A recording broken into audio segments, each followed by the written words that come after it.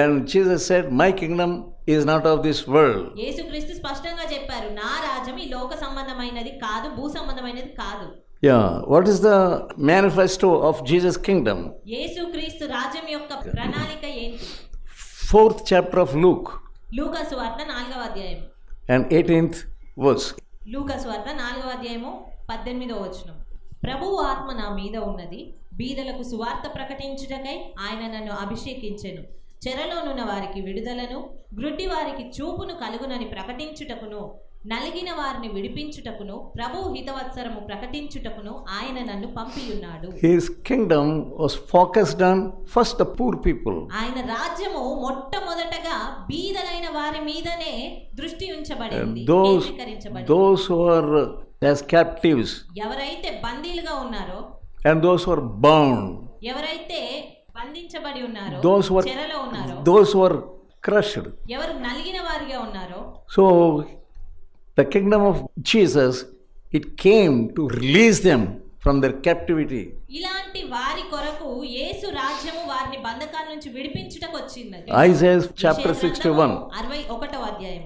Jesus was quoting the book of Isaiah. యేసుక్రీస్తు ఈ యెషయా గ్రంథములో నుంచి ఈ వాక్య భాగాలనే అక్కడ చదివి ఉన్నారు. So many people in this world, they are bound with debts.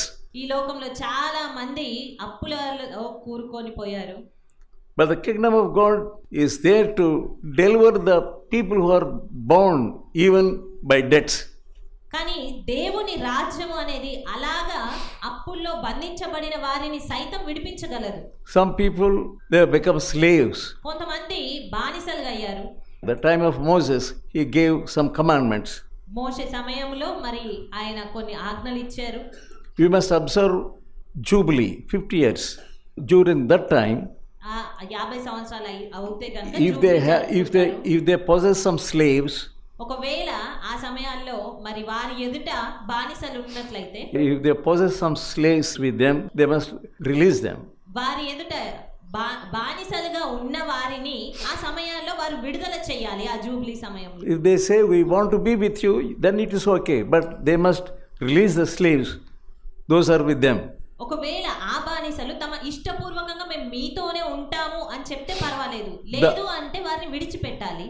Some people, they give their lands as mortgage. కొంతమంది తమ భూములను తాకట్టుగా పెడతారు. Some people, they sell their lands. లేదా కొంతమంది తమ భూములను అమ్ముతారు. And all these things should be released. మరి ఆ రీతిగా తాకట్టు పెట్టబడినవి కానీ ఇవన్నీ కూడా విడుదల చేయాలి, విడిపించబడాలి. Every 50 years. ప్రతి 50 సంవత్సరాలకు ఒకసారి ఆ విధంగా విడిపించబడాలి. And that is the nature of the kingdom of God. మరి ఈ భూ సంబంధమైనటువంటి రాజ్యము ఆ రీతి అయినటువంటి సూత్రాలతో ఉంది. The kingdom of God.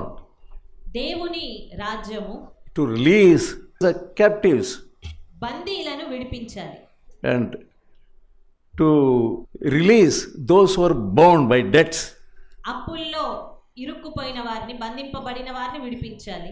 So that was the nature of that kingdom. అది దేవుని రాజ్య స్వభావం. If you want to see clearly, you can read 25th chapter of Leviticus. మీరు ఇంకా స్పష్టంగా అర్థం చేసుకోవాలి అని అనుకుంటే లేవి కాండము 25వ అధ్యాయము చదువుకోవచ్చు. You can read clearly. మీరు దాంట్లో మరి స్పష్టంగా చదవవచ్చు. Take some time. కొంత సమయం కేటాయించుకోండి. How they were redeemed. ఏ రీతిగా వారందరూ కూడా విడిపించబడుతూ వచ్చారు. The kingdom of God is filled with love. దేవుని రాజ్యం అనేది ప్రేమతో నింపబడింది. Jesus said, యేసుక్రీస్తు చెప్పారు, if my kingdom were of the world, my followers would fight for me and protect me. నా రాజ్యము ఈ భూ సంబంధమైన రాజ్యం వంటిది అయి ఉంటే నా తరపున ఉన్నటువంటి వారు, నాకు సంబంధించిన మనుషులు నా తరపున పోరాడేవారు. So that is not the nature of God's kingdom or kingdom of Jesus. కానీ యేసు రాజ్యం యొక్క స్వభావము, తీరు అది కాదు. This kingdom is not by violence. ఈ రాజ్యము అనేది, యేసు రాజ్యం అనేది అది హింసతో కూడింది కాదు. There is difference from this earthly kingdom and kingdom of Jesus. అది కేవలము ఈ భూ సంబంధమైనటువంటి రాజ్యము యొక్క స్వభావం మాత్రమే. కానీ యేసు రాజ్యానికి ఈ భూ సంబంధమైన రాజ్యానికి తేడా ఉంది. The disciples must know about the kingdom of Jesus. శిష్యులు యేసు రాజ్యం గూర్చి తెలుసుకోవాలి.